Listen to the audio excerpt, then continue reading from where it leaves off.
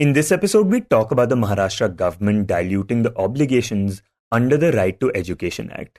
We also talk about a Netflix documentary on the Sheena Bora murder case being put on hold on request of the CBI. But first, we talk about how the government is finally planning to implement the Citizenship Amendment Act. Hi, I'm Shashank Bhargava, and you're listening to Three Things, the Indian Express news show.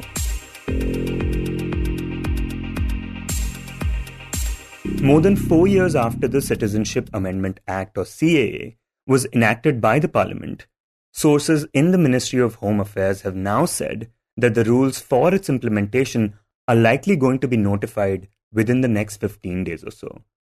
CAA, as many of you may recall, had led to massive protests taking place across the country after it was passed in December 2019.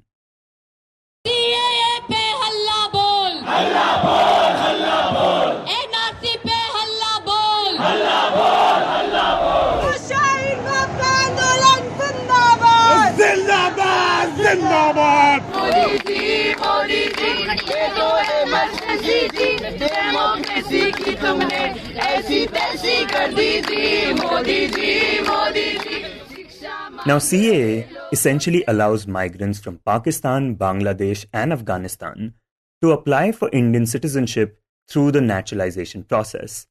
And the people who can do this can be Hindus, Sikhs, Christians, Parsis, Jains, and Buddhists. So it basically specifically leaves out Muslims. That's Indian Express's Deeptiman Tiwary, who reported on the story for the paper. The idea behind the law, according to the government, is that these communities have faced religious persecution in these three countries, that is Pakistan, Bangladesh, and Afghanistan. And they have no other place to go other than India, where, there is a sizable population of these communities. And so they need to be given citizenship. In fact, a large number of these illegal immigrants, because they ran away from their respective countries because of supposed religious persecution, and they took shelter in India. They do not have all the documents, and they actually live here on long-term visas provided by the government, on humanitarian grounds. And this has been provided even by the earlier UPA government and has continued. And this government says that, this basically keeps the communities on tenterhooks. They have to keep renewing their visas, and they have to go through these long bureaucratic processes, and there is corruption and everything. So, there is a law which is being brought to specifically deal with this issue of illegal immigrants who have come from these three countries because of religious persecution.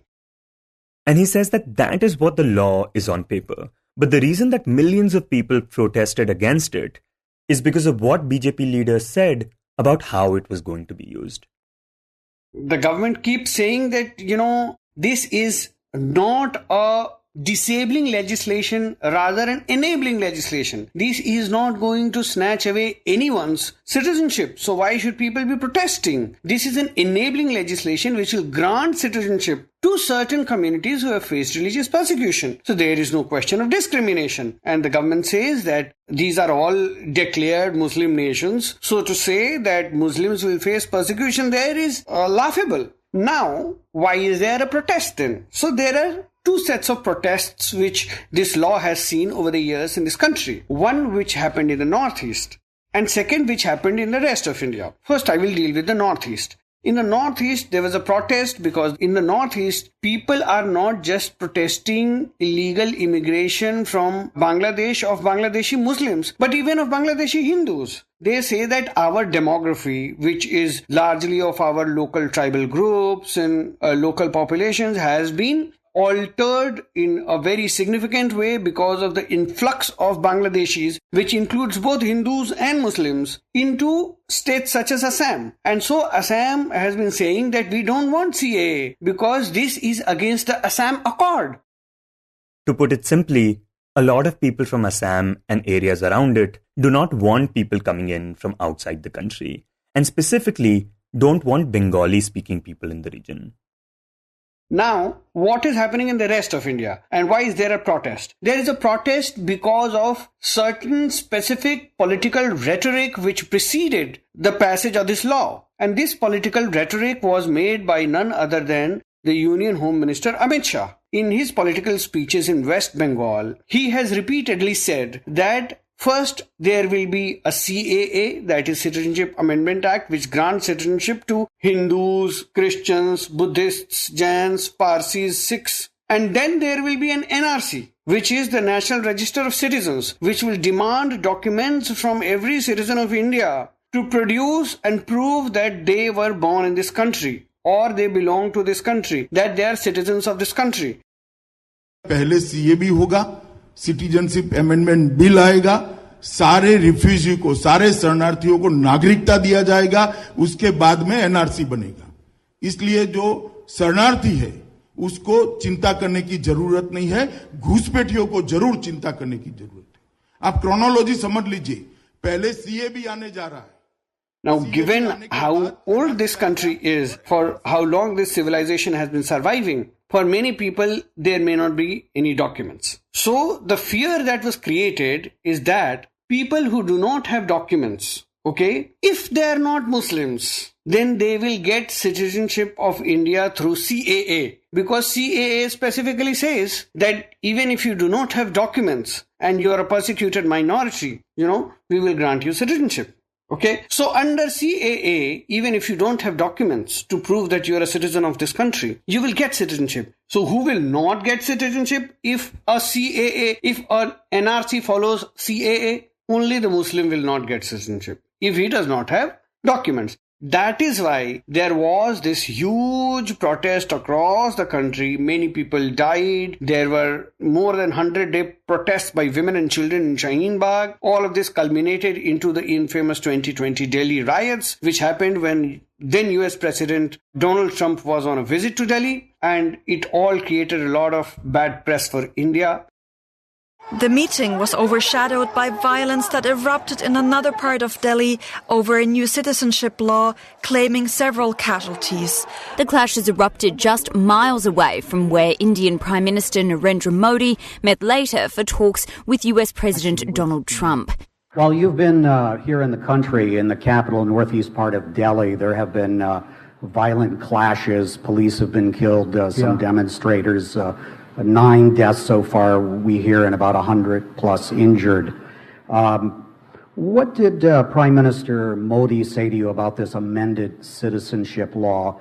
And how concerned are you about this kind of religious violence in India? So we did talk about religious freedom, and I will say that the Prime Minister was incredible on what he told me. He wants people to have religious freedom, and very strongly. And he said that in India they have worked very hard to have great and open religious freedom. And if you look back and look at the government actually was pushed on back foot, and it did not frame rules for Citizenship Amendment Act, and it remained on the back burner for the last 5 years almost now. So much so that even the protest was so fierce that the Prime Minister had to come out and say that no decision has been taken on NRC yet in the country, despite the fact that his own Home Minister had told the people that a nationwide NRC is going to follow the CAA.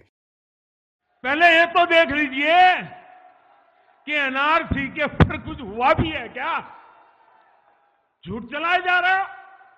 मेरी सरकार आने के बाद 2014 से आज तक मैं 130 करोड़ देशवासियों को कहना चाहता हूं, कहीं पर भी एनआरसी शब्द पर कोई चर्चा नहीं हुई है, कोई बात नहीं हुई है. सिर्फ सुप्रीम कोर्ट ने जब कहा तो सिर्फ आसाम के लिए करना पड़ा. क्या बातें कर रहे हो? Congress. So this entire legislation thus has been in a limbo because of nationwide protests it faced, and the complications is likely to create in the northeast, which is very important for the BJP. So now that the government is planning to bring it, it remains to be seen as to how it pans out. And Deeptiman, do we know why now? Why after more than 4 years? Okay, now why now is a difficult question to answer, because this is a question that only the government can answer. As to why it has taken it more than 4.5 years to, frame the rules, which, when it didn't take you even months to frame the law, to say that, rules are so complicated that they've taken you 5 years is quite laughable. So naturally, there are political considerations behind taking any such decision. As I told you earlier, that government was pushed on the back foot because of nationwide protests and some certain international reactions, which included reactions from Bangladesh, which is one of our closest allies in the neighborhood. So now that 2024 elections are very close, critics of the government will definitely point out that, this is politically motivated, and because this is such a polarizing legislation, if it is brought closer to implementation, then it will polarize the voters, and that could sort of benefit the BJP. Right, and do we know when CAA is going to be implemented? What we are told by our sources in the Ministry of Home Affairs is that this is going to be implemented, in the sense that its implementation is only going to take framing of rules, because rest everything, the act stands enacted by the assent of the president. But because the rules have not been framed, so it cannot be put on the ground. So its implementation, we are told, will happen. That is, the rules will be framed before the Model Code of Conduct for 2024 Lok Sabha polls kicks in. And as we understand, in the last Lok Sabha polls, the polls were announced on March 10. So it has to be somewhere around that time when these polls are also going to be announced. And so we could see that before March 10, or say if the polls are announced by March 15 or so, something, then before that, we may see a framing of rules for a Citizenship Amendment Act. And because Model Code of Conduct kicks in immediately after the Election Commission announces polls, so we are expecting this to happen within a fortnight. And Deeptiman, do we have a sense of how this act will work for migrants who are looking to apply for citizenship through it, and the kind of documents they will need? Yeah, so because the law itself says that, these people will not be asked for their documents to prove their citizenship of a particular country, is because, these people may have, left behind everything and come to India without a passport or without, say, a proper visa. So that is why the requirement of documents has been kept to a minimum. However, there are certain clauses in the law which will require documentation. For example, the law says that the person should have entered India before December 31, 2014. So, any applicant will have to prove that they entered India before this deadline. And for that, they will have to show documents either of entry into India or, taking up some residence where they may have drawn up some agreement or whatever, or some shelter that they must have gone into, and there may be documents related to that shelter, that is the time when they came. Or obviously, they might be asked to bring some witnesses. All of that will happen. Then they have to also prove their religion, because mind you, this law excludes Muslims. So you have to prove that you are a Jain, you are a Parsi, you are a Buddhist, or you are a Hindu, or you are a Christian. So you have to prove that. So for that, again, it becomes difficult for anyone who has left behind all the documents. Okay, if the person is not carrying a passport. So what we are hearing is what the government is likely to allow is that, for example, these people, and these are people who have been staying in India for, say, more than 10 years, more than 14, 15 years. So they must have got some documents made locally. They must have gotten their children enrolled in some local government school or somewhere. So they must have declared their religion there. So that document can be accepted as proof of their religion. Yeah, and besides this, you also mentioned in your piece that there have been concerns from Assam, especially about the time limit. Could you speak about that? So Assam had suggested that there should be a deadline for applications, that beyond this period you cannot, this cannot be indefinite, that, for all times to come people keep applying for citizenship under the CAA. So Assam suggested that this be limited to 3 months, that after the implementation of the act, within 3 months whatever applications come, they will be considered. So what we have heard from our sources is that the government is positively considering this suggestion from the Assam government, and we don't know whether it will be limited to 3 months or extended or given, but this suggestion is being positively considered by the centre.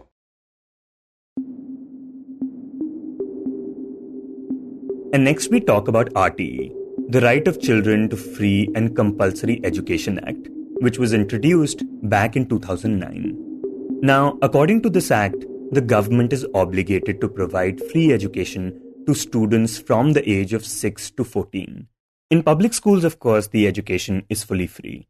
But this act also requires private schools to ensure that 25% of their seats should be reserved for the underprivileged or disadvantaged sections of society. Students admitted under this act are not required to pay fees, and the state government is meant to reimburse private schools for the same. But earlier this month, the Maharashtra government passed rules under this act that dilute these obligations. To tell us more about these rules, my colleague Niharika Nanda speaks to Indian Express's Pallavi Smart. Pallavi, talk about the change that has been brought in by the Maharashtra government. How does it affect the implementation of the Right to Education Act? So about the latest change that Education Department of Maharashtra government has brought to the RTE is the Education Department of Maharashtra has amended the rule of implementation of the RTE in the state. Due to this, now private schools within 1 kilometer vicinity of a government or aided school in Maharashtra will no longer be obligated to provide such admission under RTE Act, which is on the 25% seats of their total seats. Right. And in case there is no government or aided school in proximity of a private school, what happens then? So if there is no government or aided school in the prescribed proximity, then the available private school will have to provide admission under the RTE Act on 25% of its total seats. The government will identify such private schools and then RTE admissions will be conducted on those seats. As per the original practice, the government will also reimburse the fees of such children who are admitted on RTE seats in these private schools. And Pallavi, what reason has the government given for this change? What is the justification here? So with this new change to the rule of implementation of RTE in Maharashtra, the state's own schools will be given preference for RTE admissions before diverting them to private schools. According to the state's school education department, the government is running schools across the state along with offering various facilities through those schools, and children can take advantage of this before heading to private schools where the state will have to reimburse their fees as per the RTE arrangement. It is also said to believe that the amount of reimbursement money to private schools under RTE was going out of control for the government, thus leading to a pressing need to divert children to public schools where the government is already bearing a considerable expenditure. Pallavi, you just mentioned reimbursements. So what is the magnitude of the pending reimbursements that the state is talking about? Do we have any figures on that? So the state government has not really given any correct figure or one figure of the pending amount until now. According to the Association of Private School Management, though, the amount is close to rupees 200 crore. Okay, so this is a major change in the system. What kind of reactions has this prompted from all the stakeholders like schools, parents, and educationists? The change definitely brought great reactions from across different sectors in education. So the decision has certainly led to anger among parents who feel that children are deprived of their chance to study in private schools, where they believe that the quality of education is better than the public schools. Among educationists, however, there are mixed reactions, as those from the private sectors, they are expressing relief because now they do not have to admit children on the 25% of their total seats. But there are some others who have raised concerns that the latest amendment to the RTE implementation rule contradicts the very principle or the spirit of this act. On the other hand, activists from the field of education have raised concerns over legal bearing of this amendment, as the RTE Act is a central law and thus questioning if a state can have powers to amend it. But the state has contested this by saying that they have amended rule of implementation and not the law in its originality. And the rule of implementation was anyway individual states' prerogative according to the state government. And Pallavi, is Maharashtra the first state to take this decision? No, this has happened in Karnataka. In 2018, the Karnataka government had issued a similar gazette notification, but now that is challenged in the Supreme Court.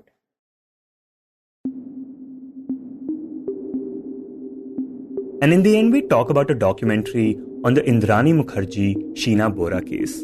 The Netflix documentary series titled The Indrani Mukherjee Story, which was scheduled to be released on the 22nd of February, has now been pushed back after the CBI approached the Bombay High Court requesting a stay on it.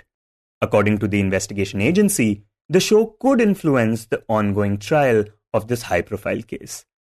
Now, the murder case dates all the way back to 2015, when, according to Indian Express's Sadaf Modak, the Mumbai police arrested a man named Shamvar Rai.